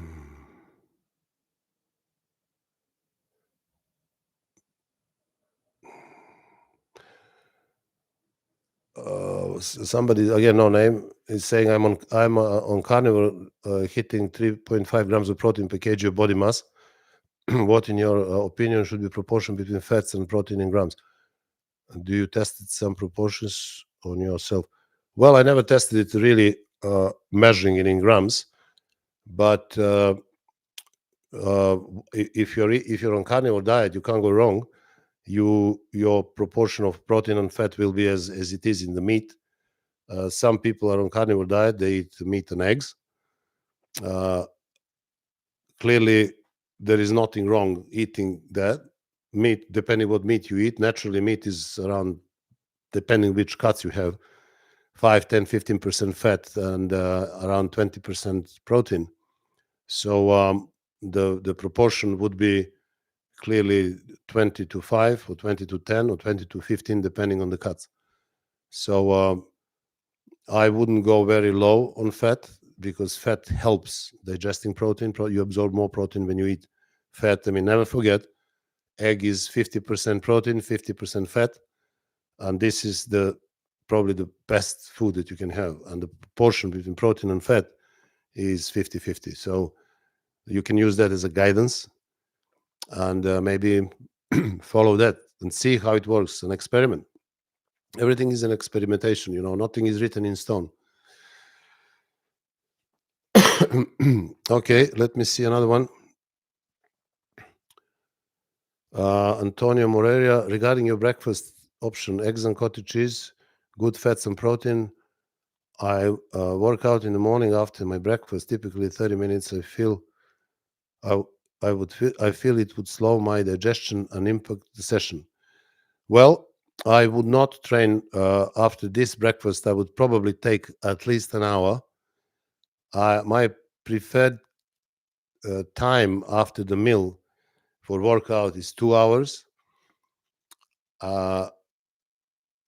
Is not going to impact the digestion, but once you start training, you will stop digesting, because, as I explained, if you're listening to that part, these two autonomous nervous systems, like sympathetic and parasympathetic. So when you eat something, your body is producing juices for digestion, hydrochloric acid, and you're ready to absorb. Your insulin levels are higher, so the whole body is in the state of digesting and absorbing. Now, if you start training, you're going to you're going to engage completely different nervous system, which is sympathetic, and that one will shut completely off your digestive procedure. So the food will simply sit and wait in your body until you stop with your training and continue. So not the most ideal solution, but I would definitely train maybe a couple of hours after having eggs and cottage cheese. That's my scenario. This is how I do it.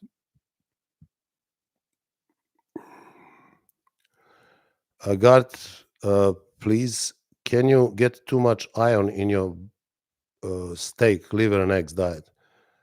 Not really. I mean, you will just get as much as you need, because this food is our staple food. We are made of this. Whatever is in it.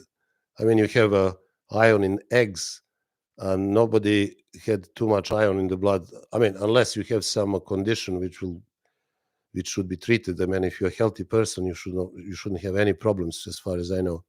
It's fine. Steve W. How soon should one eat a meal after consuming a post-workout whey drink? Yeah, good question. Thank you for that. Well, I personally finish my workout. I have a shake in about half an hour after, because you don't want to have the shake immediately, again, for absorption reasons, because your liver is busy breaking down lactic acid, and it wouldn't be very happy producing enzymes for digestion. So I have a shake half an hour after my workout, and then I eat uh, around 1.5 to 2 hours. I had a shake. Sometimes, maybe due to work, I eat 3 hours after the shake, but I'm still feeling okay. But I would suggest 2 hours at least gap. So allow your body to completely digest your protein shake. Also, I prefer to have my shake with water, not milk, and that also helps the purpose of whey, which is fast absorption. Let me see.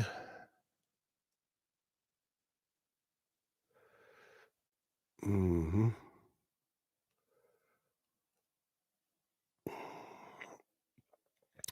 Thank you, Jones, JD Jones, for your kind comments. I appreciate that.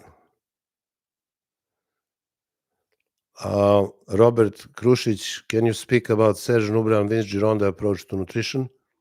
Well, you have videos on my channel that I devoted to Serge Nubra and Vince Gironda. Serge Nubra, I'm just going to say this quickly. Serge Nubra was uh, one of the best physiques ever in bodybuilding. This is what bodybuilding always meant to be for me. I always prefer that kind of bodies, brilliant proportions, amazing shape, perfect conditioning, and his diet was just red meat. In the off-season, Serge Nubra would eat with red meat all the time, preferably horse meat. He would eat beans, sometimes rice, not much, but then before the show, he would just cut on red meat altogether. He was known to eat everywhere to 7-8 pounds of red meat a day. Vince Gironda had a different approach. He would recommend eating meat and eggs. I met Serge Nubret. I went to Paris twice in the beginning of my bodybuilding career. I spoke to him and I asked him, what about eggs? Do you eat eggs? He said, no. I said, why? He said, because I don't like them. But I said, what do you think generally? I said, they're fantastic. Yeah, you should. But he said, I don't like them and I don't eat them. So thank you very much. So yeah, that's Nubret, Gironda, meat and eggs.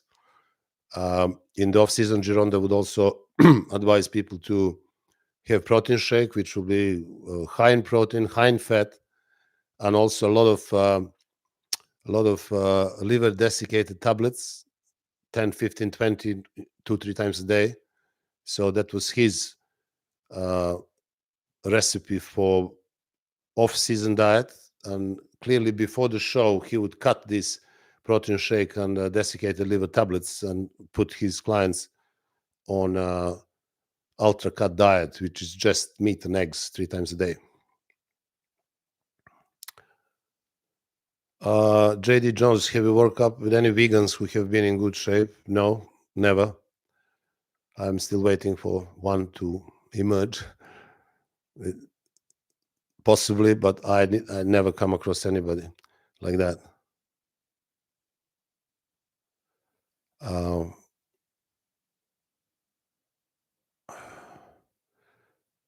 Let me see. I'll answer just one more question because it's already 2 hours.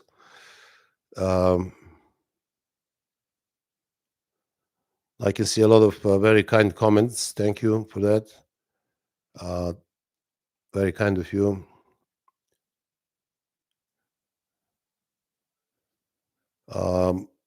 Kevin Paul from Austria is asking me how much and which fat do I use for preparing egg, steak, mincemeat. Yes, I usually cook on 3 types of fat. I use butter, I use lard, and I use coconut oil. So usually I use butter for eggs and coconut oil and lard for meat, fish, or anything else that I cook, chicken.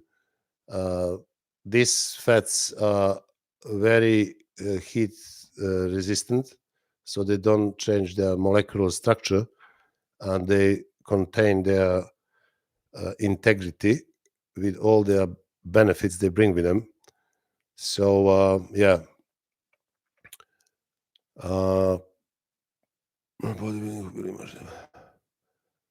Let me just answer one more question.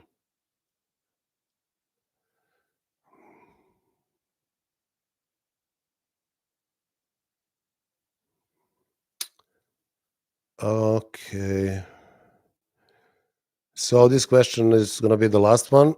Do you recommend pre-workouts and caffeine stimulants, or better not? Get used to it and train on raw internal strength. Well, a lot of people are using these pre-workouts because they find they help them, right? What they do, they actually uh, make you produce more adrenaline.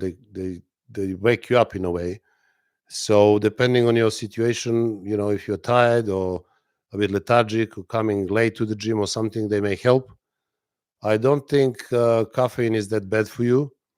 I like to have double espresso some half an hour before my workout, and I find it just enough. And you may try the same. Um, all these other pre-workouts, they can help you, but in my scenario, I just have double espresso and I'm good to go. So nothing necessarily magic about these pre-workouts. If you feel sometimes that you're perfectly fine, you don't need them. But if you feel you need something, yeah, fine, it's good. My advice, my experience is that the coffee just does it for me. So, guys, thank you very much for tuning in tonight. I will be doing soon another live stream, as this one was quite successful. Quite a lot of you were here. Your questions were very uh, right to the point. You stuck to the subject, which is great. So next time we're going to talk about training, and I think that will probably be in about a couple of weeks. And again, I will announce that. In the meantime, you will see a few more videos. The next video I hope to be my announcement of the new book that it just came out, and it's actually devoted to beginners, and it's called the Ultimate Beginner Workout Blueprint, months 1 to 12. So in that book, I actually talk about best way to start with training if you're a beginner, or if you are coming out from a long layoff, maybe you didn't train for a couple of years or something like that, and you're coming back. So in that book, you will find out which training systems are the best for you, which exercises are the best for you. You will be surprised to find out what I say, what I advise, because the number one thing in that book, the priority, was actually your safety. What I see on a daily basis, I see beginners coming to me and complaining about shoulder problem, lower back problem, knee problem, elbow problem, and they just started training 2-3 months ago. So clearly there is a huge confusion out there, and people simply don't know how to start. They just jump into some complex exercises, something which they shouldn't be doing at all, but they don't know better. They try to run before they learn how to walk. So in this book, which I will announce, and hopefully you will get that video on Wednesday, I will be talking more about training for beginners and training systems, number of sets, number of reps, which exercises. And in that book also I show with my photos every single exercise, how it should be executed. So I think this is something that will answer lots of questions, because a lot of people are directly messaging me and asking me about that start off. So this is why last month I spent some time. So I wrote another book for you, which you will be able to find out on my website. So once again, thank you very much for being here with me tonight. And I hope to see you in a couple of weeks' time. You will get announcements in a YouTube video. And until then, I wish you all the best, and take care of yourselves.